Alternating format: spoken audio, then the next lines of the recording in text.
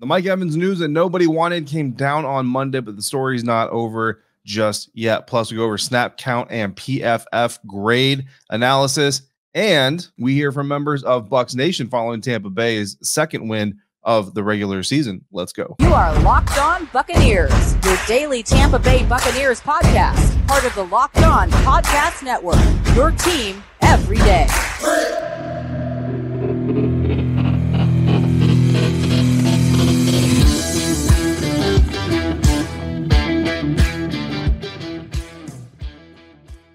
What's up, Bucs Nation, and welcome to the Locked On Bucs Podcast, part of the Locked On Podcast Network, your team every day. We are your daily podcast covering the Tampa Bay Buccaneers. We're free and available on all platforms, including YouTube and the 10 Tampa Bay Plus app on your Roku or Amazon Fire Stick. So just download that and check us out. And we thank you for making us your first listen or your first view of the day. I'm David Harrison, writer over at BucsGameDay.com, part of Sports Illustrated's Fan Nation, credential member of the media covering your Tampa Bay Buccaneers. And I was on ground Sunday for the Tampa Bay Buccaneers 20-10 win over the New Orleans Saints. And of course, when I'm not there or here with you guys, you can find me on Twitter at dharrison82. Find the show at Locked On Bucs. And just a quick little admin note here, guys. If you are an audio listener, you might be a little confused about some of the downloads you got. So check it out. Ross Jackson of the Locked On Saints and I were both at the Superdome Sunday. So after the game, we got together and we fired off a really cool live video for our YouTube channels, both YouTube channels, from the Superdome before we left. It's kind of funny at the end. They actually started turning off all the lights, and we were basically there for till close. We shut the place down, guys. That's how dedicated we are. But unfortunately, just because of timing, James and I had to record our full episode that you guys did get on Monday morning and all those things. That live episode, which was recorded before the full episode with James and I, actually didn't go out till later, till after I returned home from New Orleans.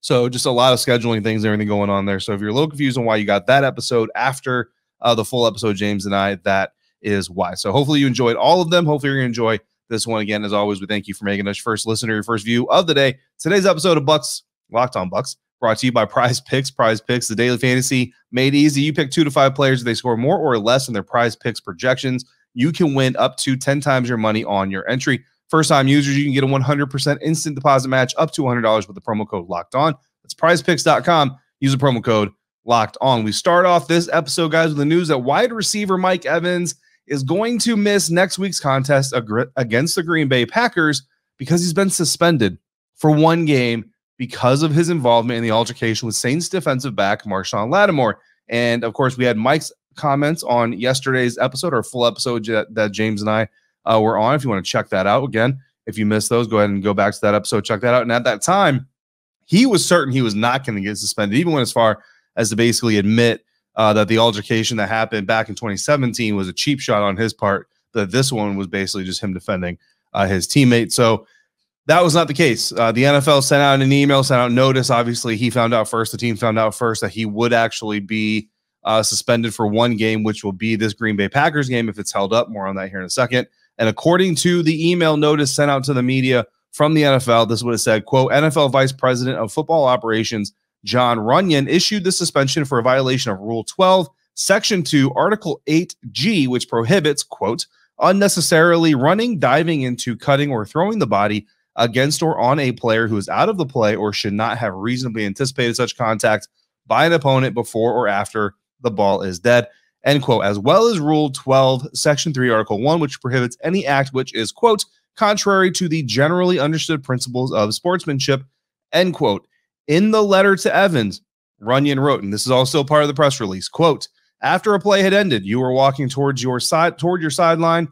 When you noticed your teammates engaged in a confrontation with Saints players, you ran toward that area on the field and violently threw your body into and struck an unsuspecting opponent who was part of that confrontation. You knocked your opponent to the ground, and a melee ensued involving players from both teams. Your aggressive contact could have caused serious injury to your opponent and clearly does not reflect the high standard of sportsmanship expected of a professional, end quote. Now, Mike Evans can appeal his decision, and the reports are that he is appealing his decision. Shout out to Greg Allman of The Athletic, who went on Twitter and said he could confirm that Mike Evans is, in fact, appealing that suspension. So that appeal will be heard by either Derek Brooks, yes, that Derek Brooks, or James Thrash. Now, again, on social media, a lot of people were speculating earlier that Brooks would probably recuse himself from the appeals process because of his relationship to Evans and, of course, the Buccaneers organization, which is something that Runyon, whose son, again, shout out to Greg Auman of The Athletic, I believe. I hope I'm not wrong on that.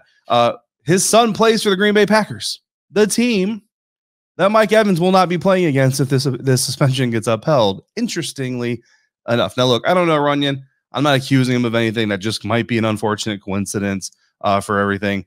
But look, shout out to, actually, it was Pewter Report that pointed that out. So that's a very interesting tidbit of things coming. So it's been reported again that Mike Evans is appealing suspension, and Greg Auman went as far as to confirm that report. So, more to follow, obviously, on that. James and Evan are absolutely going to have their thoughts on this. I promise you that. Now, the question on this show is whether or not we agree with the suspension, right? You're not just here to get the news. You're here to find out what we think to help you kind of develop or confirm or deny what it is you think. James and Evan, like I said, they're going to get their shot. They're going to be here for WTSP Wednesday. So I'm going to get the party started here. And this is going to be interesting because I'm going to kind of open myself up now. And basically, James and Evan are going to be able to take their shots, at my opinion, if they so choose. So let's start off with the first question. Does Mike Evans, under the rules that the NFL has put out, right? You just heard them kind of listed off by the league, deserve a suspension? And yes, he does.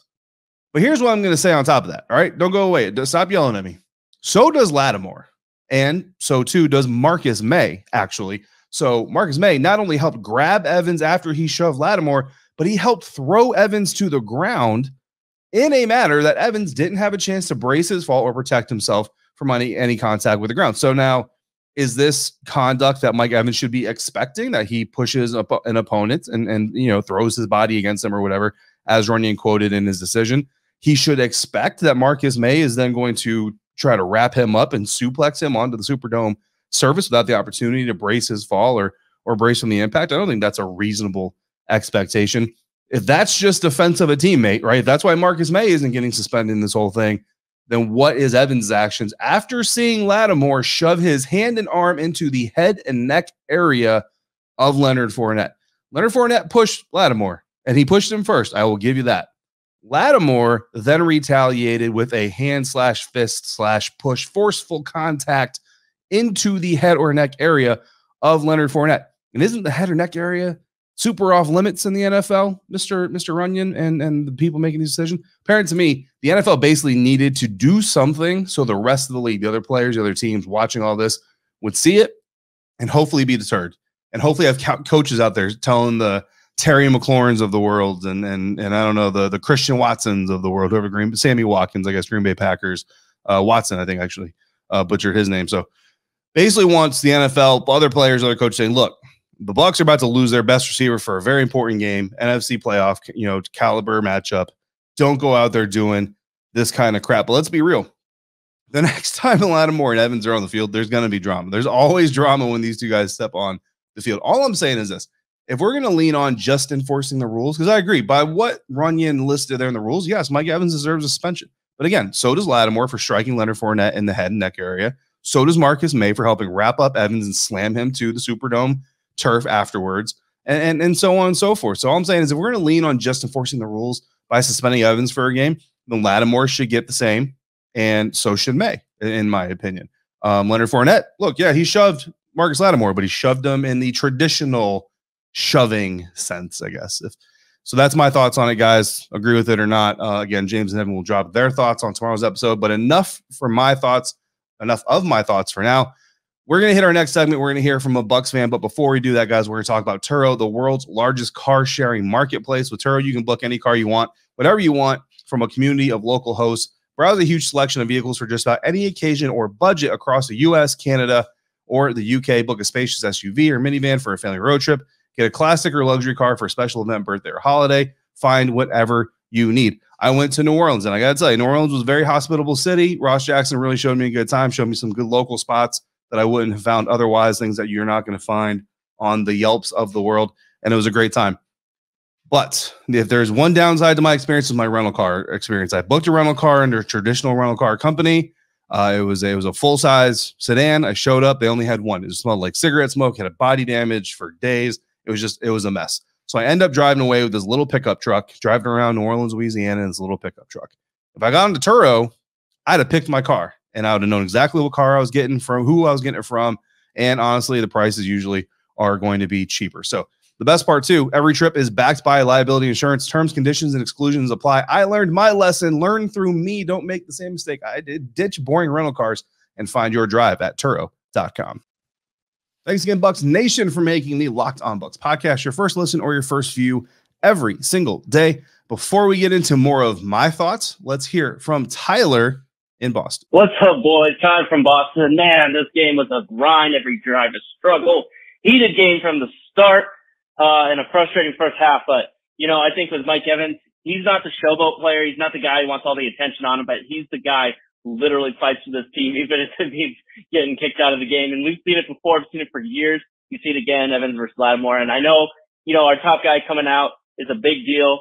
And while we're already thin at receiver and you don't want guys to get hurt in fights, but, you know, I think Evans is just our guy, speaking the minds of every Bucs fan who's been watching this rivalry for years, getting frustrated. And like I said, this is heated, man. I tell you what, this is the best rivalry to watch in the NFL this season. I don't care what anyone says, but yeah, Evans fired me up in a lot of, I think he fired up a lot of the other guys on the team as well. And immediately the next drive, Jamel Dean, that incredible pick, man. That was really the turning point for me. You know, after that, Perriman, a hero, of course, Dean Edwards, making Jameis things. And what a shout out to O-line as well.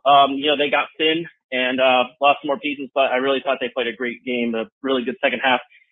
Boy, man, we got Green Bay coming up, but that's a big game, but I'm already fired up for week 13. Take the victory lap, Bucs. This is sweet revenge. We didn't go to beat them Saints 2-0. Let's go, Tampa Bay. Tyler in Boston, our guy, already looking towards NFL action in December. I love it. Love the enthusiasm. Love the energy. Not the last Bucs fan we're going to hear from today, so make sure you stick with us for more calls from members of Bucs Nation. But before we get to all that, we got to talk about something positive, right? Hopefully Mike Evans' suspension gets overturned and they realize how crazy some of this really is. But if not, at least you have a player like Breshad Perriman who is proven, right? Tyler just talked about it. Some of those players really kind of got galvanized, brought together, brought the energy level up a little bit, and really kind of turned everything on a dime. In fact, there are some Saints fans I've seen on social media who are actually conspiring, thinking that basically the Bucs orchestrated the whole thing, that they knew, I don't know, like they knew Marshon Lattimore would just go over and, I don't know, argue and push somebody and they could use it to their advantage, whatever. I don't really know how they get to that point. But while James and I continue to be confused by the usage or the lack thereof of Russell Gage, if you check out our last episode, you know that I gave one of my game balls to Breshad Perriman because Perriman stepped up in a big moment for his team after Evans was ejected, helped get this team the win. I spoke to Breshad Perriman in the locker room afterwards. We spoke to Mike Evans. We spoke to head coach Todd Bowles. So let's roll the tape. It's a little bit of a Breshad Perriman love reel right here, getting a little bit of love. Well, talking about what the play was, but then also getting some love from his teammate and his head coach. I was supposed to have like a corner round, but I feel like I won so bad on the release, and I kind of turned it into like a goal, which is kind of crazy. But Tom just made an unbelievable throw. I was able to catch it. But with Mike left, we all know that, you know, Mike is one of the, you know, a key player on the team. So, you know, our whole thing was we had to turn up. Like, you know, next man up. You know, we all know what we can do. Let's just go out there and make it happen. That's my guy, man. He worked so hard. Made a great play on the first touchdown, which really sparked everything after that. Great road win division game. That's why we kept him. You know, at the end of the cut there, he can do everything, and he comes up big at the right time. You know, he can block for us. He plays special teams, and he knows all the receiver spots, and he's got experience. So he proved his worth today. All right, once again, that was Breshad Perriman, Mike Evans, and head coach Todd Bowles, all following the 20-10 win over the New Orleans Saints. So some good stuff there. James and Evan are going to be kicking off our Packers coverage starting tomorrow on tomorrow's episode. So I'll let them dive into the game implications of what happens if Evans, you know, if his suspension is upheld and he does have to miss that game, especially with the roles that Breshad Perriman, Russell Gage, and of course Scotty Miller may or may not play in that contest. Of course, hopefully, you know, Chris Godwin. I don't know that Chris Godwin's going to be ready, but maybe Julio Jones ready to go as well. So for the rest of this conversation here, we're going to get to another voicemail here in just a minute as well, so I can get some more of those in while we have time. But I want to talk about kind of the human interest thing, right? The interest part of this. And Mike Evans kind of talked about, Todd Bowles kind of talked about it, right? A guy who's willing to kind of do everything. Breshad Perriman, go back to it, he's a first-round draft pick, right? And a lot of guys, when they're first-round draft picks, the visions are, well, I'm going to be a superstar. I'm going to be a big guy in this league. And I'm going to be one of the marquee players. And for some guys, it works out that way, like Mike Evans. And for some guys, it just doesn't. And Breshad Perriman is one of those guys. And it just seems like whatever team he's on, whether it's the Baltimore Ravens or the Detroit Lions, it just doesn't stick. It's just something doesn't click, something doesn't work. But with the Tampa Bay Buccaneers, it works. And it's not just a Tom Brady thing, because Breshad was here with Jameis and did well with Jameis. You guys can look back on that and remember that. And I kind of go back to our preseason training, pre-training camp roster projections, right? And a lot of people were kind of down on Breshad Perriman going through training camp and all this stuff. But he was kind of a guy that I was like, you know what? I just feel like he's going to stick. And then he did. And again, the biggest victim of that whole thing, right, is obviously Tyler Johnson.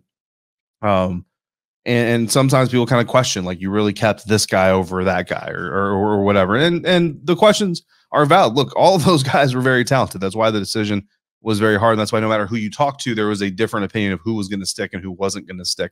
But Breshad is a guy that I just, being in town as much as we can be and what we can see. Now, granted, this year's training camp, completely different. He was injured for the duration that we were down there for. But knowing what he's put into this before, Mike Evans talks about the grind, and Todd Bowles talks about doing the special teams things, doing all the receiver positions. Like, this is a guy who, if you like to cheer on the hard workers, the guy who go out there and try to earn every piece of playing time and every stat that they get, Breshad Perriman is your guy. So I was very happy to be able to hand him a game ball. I mean, it's not a real game ball, but on the show, give him some love. And then again, hearing Todd Bowles talk about it, Mike Evans talk about it, and then getting to speak to him in the locker room before they headed back home.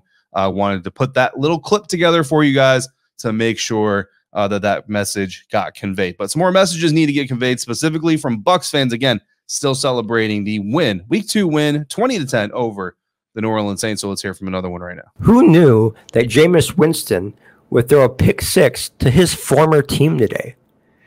How sweet it is. This is Yusuf out here in Phoenix. Let me get one thing out of the way. The defense played fantastic, but it wasn't the defense overall that impressed me. Of course, they impressed me overall, but it was the corners playing aggressive against the Saints wide receivers. I absolutely loved it today. And I know the game plan changes week to week, but this is like 2 weeks in a row where we've locked up their wide receivers on both games, and it has been fantastic to see. I haven't seen that in the last couple years consistently, and it's great. So that really impressed me. The defense overall impressed me the most. 2 weeks in a row, guys. I love it. Secondly, I thought the offensive line played fantastic today. Luke Gedeke filled in for Josh Wells. He filled in admirably today. I thought it was great. Brady got sacked once, I believe, on a scramble. So that's kind of a pass for me. But other than that, the offensive line held up really good. Those are just a few of my thoughts, guys. As you know, not getting too high, but not too low. But man, we beat the Saints, and I'm damn excited about that. As always, go Bucs. All right, Yusuf, thanks for calling in. Great to hear from you, my friend. Hope you're doing well out there, and I hope that you're happy that my regular season record of covering the Buccaneers in the press box is still clean, still undefeated. And look, we'll put that to the test again in a couple of weeks. I'll be in Tampa for the Chiefs contest as well. And in that game, there's gonna be a lot of players and be a lot of stats going around. And if you think you know what stats are going to land where, then you need to go see our friends over at Prize Picks. Prize Picks is a new daily fantasy partner here at the network. And what you do is you pick 2 to 5 players, and if they score more or less than their Prize Picks projection, you win money. In fact, you can win up to 10 times your money on any entry. It's simple. You go to Prize Picks, you pick, like I said, 2 to 5 players. They tell you what the projection is: 183.5 passing yards, 85.5 rushing yards for a specific player, whatever it is. If you think you know if that guy is going to go under or over, that 85.5 projection, whatever that projection is. You put them in your slip, you put your money down, and again, you win up to 10 times your money on any entry. No competing against other people. It's just you versus the projections. And if you don't want to do it with the NFL, they got NBA, Major League Baseball, hockey, PGA, college football, men's college basketball, women's college basketball, soccer, WNBA, esports, NASCAR, tennis, MMA, boxing, disc golf, Euro basketball, cricket, and more. Whatever your poison is, you can probably find it at Prize Picks. And the best part is when you win, safe and fast withdrawals from the company. Currently operating in over 30 states and Canada. Download the Prize Picks app or go to the prizepicks.com website. Sign up today and play daily fantasy sports. First-time users, you can get a 100% instant deposit match up to $100 with the promo code Locked On. You put in $100, they put in $100, 50, they put in 50, you put in 20. You get the idea. Whatever it is, up to $100, 100%. Prize Picks will give you that match. Don't forget to enter the promo code Locked On when you sign up. An instant deposit match for up to $100 will be yours. That's prizepicks.com or the Prize Picks app. One more segment here at the Locked On Bucs podcast. We're going to dive into some PFF grades and some interesting snap numbers that we're going to go through from the game book. But before we do that, let's hear from another celebratory message left by a happy Buccaneers fan. What's up, Locked On Bucs fans? This is Raphael from Texas, letting you guys know, let's go Tampa Bay. We just broke the curse, guys. We beat the Saints during the regular season. Now we can say we not only beat them when it mattered most, but we beat them when it didn't matter at all. But I will say everything matters because we're going 2-0 facing the Packers, and I think we're going to go 3-0, and this is going to be the best season, and we're going to get it march on to another Super Bowl. Fire the cannons. Love the energy there, Raphael. Appreciate the phone call. And yeah, man. I mean, it's a big win, right? I mean, look, people can say what they want to say. I know some of the players, some of the coaches try to kind of downplay it every once in a while, but it's a big win. And plenty of players are willing to kind of admit that. I think Coach Bowles maybe not as happy about them admitting it, but look, it is what it is as part of the competition. But another thing that was part of that competition was penalties, right? And what I found interesting when I went back to the game book is that Keanu Neal, who's a linebacker or safety, depending on how you're using him and where he's lining up, you might remember got flagged early for an unnecessary roughness penalty when he hit Jameis Winston. That was apparently late. Got the flag. That was just one of his 2 defensive snaps all day long. So 50% of Keanu Neal's snaps resulted in personal fouls. Jamel Dean and Carlton Davis, Antoine Winfield Jr., Mike Edwards, Levante David, and Devin White all played 100% of the Buccaneers' defensive snaps on Sunday. Meanwhile, Sean Murphy-Bunting played none. So Jamel Dean and Mike Edwards getting 100% of the snaps. Sean Murphy-Bunting getting none. This conversation about who's getting re-signed and who's not may be telling itself already as we go through this. So we're keeping an eye on that, obviously, but not looking good for SMB here early in the season. Flipping over to the offense, Leonard Fournette was on the field for 87% of the offensive snaps on Sunday. By far the most of any player, not an offensive lineman or Tom Brady. But Breshad Perriman also played 50 offensive snaps himself, leading all receivers for the Buccaneers. So, look, if Chris isn't ready, if Julio can't go, and if Mike is suspended, Breshad Perriman looks like your wide receiver 1 guy. So get ready for that. Maybe put in a waiver claim in your fantasy league. Sticking with the offense, Brady had the top Pro Football Focus grade for this game for the Buccaneers in their win over the Saints. It was a 69.5. And that was the top grade for every Bucs offensive player. So very reflective of kind of how the game really unfolded on Sunday. Rachaad White, as much as we love him, came away with the lowest grade, a 38.3. Look, he was probably just sad that Herm Edwards got fired and, it affected his play. He'll have a week to get over it and come back strong against the Green Bay Packers. Brandon Walton, the team's 3rd left tackle, right? The backup to the backup, got an 80.3 PFF grade in pass pro. Love to see it. We see you, Brandon. The Buccaneers, I'm sure, appreciate you. I'm sure Bucs fans also appreciate you. On defense, Mike Edwards finished with a top grade, 93.2. Welcome to the 90s club, Mike Edwards. That was his PFF grade. Jamel Dean had an 84.6, so not too far behind him, while the rookie Logan Hall had the lowest grade of every defense player, coming in at 30.5. So 2 rookies bringing up the end. But honestly, that's kind of how you expect things to go a little bit. You just kind of hope that low end is a little bit higher. So we'll see what they can do. Of course, with Akeem Hicks and Josh Wells both hurting from this game, both Hall and Walton may be leaned on this coming Sunday against the Green Bay Packers.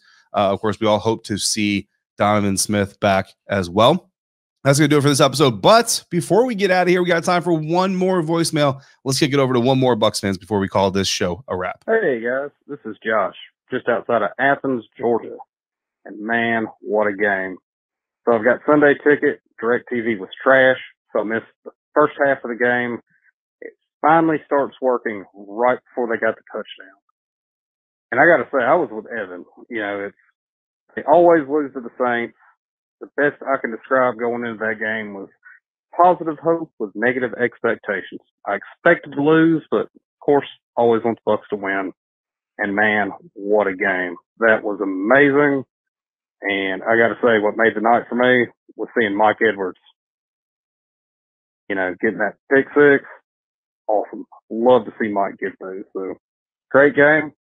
Fire the cannons. And that's going to do it for today's episode. I know we got some more voicemails in the inbox, guys. We're going to get through as many of them as we can. We do every week, but we can't possibly get to them all. You guys are great. Always calling in, letting us know what you think. We greatly appreciate it. So keep it up, and you will eventually get your voicemail heard. We listen to them all. We just don't air all of them because we simply can't within the time that we have. But Tyler, Yusef, Raphael, and Josh, for today's episode, we thank you very much for contributing. We thank all of you for making it your first listen or your first view every single day. Now make your second listen to Peacock and Williamson NFL show. Brian Peacock and former NFL scout Matt Williamson give you the expert NFL analysis in less than 30 minutes. It's free and available wherever you get podcasts. We will be back tomorrow, James and Evan, for WTSP Wednesday. And then James is manning the crossover Thursday for me this week. So I will see you again on Friday. In the meantime, if you got discussions or topics you want to talk about, send them in to lockedonbucspodcast@gmail.com or call in and be a part of the show by dialing 813-444-5841. For James Yarcho, I'm David Harrison. Until we speak again, make sure you're checking out everything we're writing at bucsnation.com and at bucsgameday.com. Hit us on Twitter at dharrison82, at jr_bucks, and at LockedOnBucs. If you're out and about, please be safe. Be kind to one another. Wash your hand. Keep firing those cannons. And thank you for joining me right here at Locked On Bucs.